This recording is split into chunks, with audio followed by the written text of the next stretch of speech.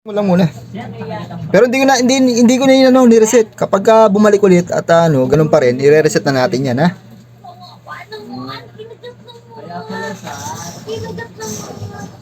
Check mo na lang muna.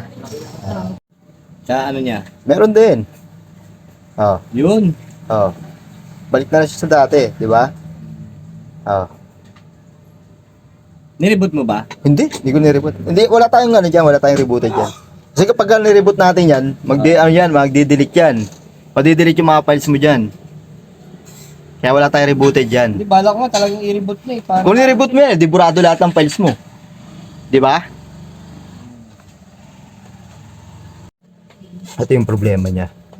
Hindi siya magano yung pinaka-settings niya. Dito, makukuha siya. Walang problema rito.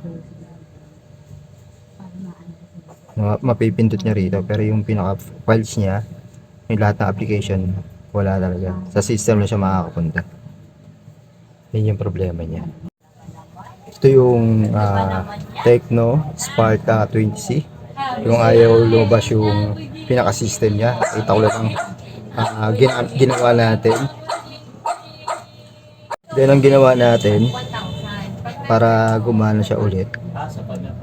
Ang nakikita ko sa kanyang solution, nasa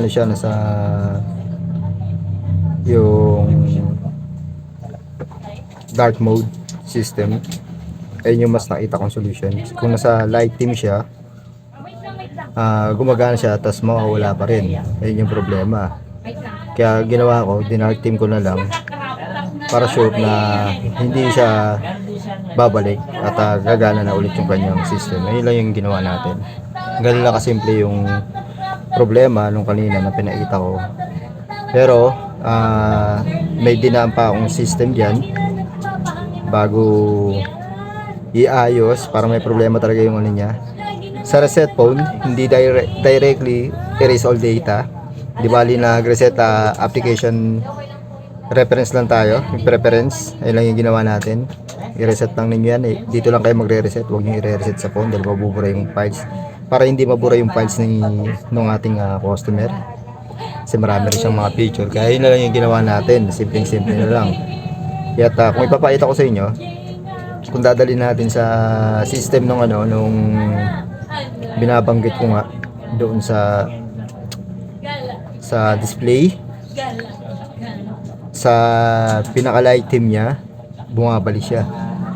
Hindi gagana ulit yung magpa-function ulit yung mga application niya. Kaya lang yung ginawa ko. And don't forget nga pala, kung nakatulong tong video natin sa inyo, don't forget na mag-like sa aking YouTube channel, iBake6792, para updated kayo sa mga video tutorial natin. Kaya maraming salamat at once again, have a good day and positive vibes. And thank you for watching my YouTube channel.